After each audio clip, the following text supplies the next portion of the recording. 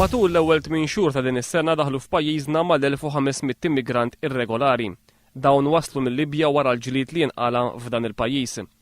F'nofs il-waslit ta' dawn l-immigranti, f'Mejju li għadda l-Gvern kien ħabbar li l-pajjiżi membri tal-Unjoni Ewropea kienu qablu illi jieħdu minn Malta ma' 323 immigrant irregolari. Il-Ministru Karl Mifsud Bonnici kien qal illi din kienet kisba kbira għal pajjiżna fid-dawl tal-emerġenza illi kien qiegħed jħabbat wiċċu magħha b'numru kbir ta' immigranti jaħarbu lejn Malta mill-Libja.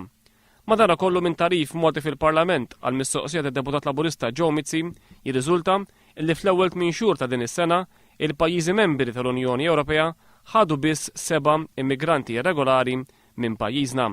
6 jittieħdu mill-Ġermanja u wieħed minn Franza.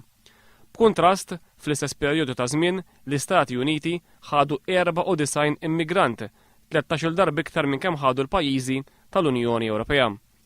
Mid-2006 sal-lum kienu biss 4% tal-madwar 9,000 immigranti regolari illi daħlu f'Malta illi jittieħdu minn pajjiżi tal-Unjoni Ewropea.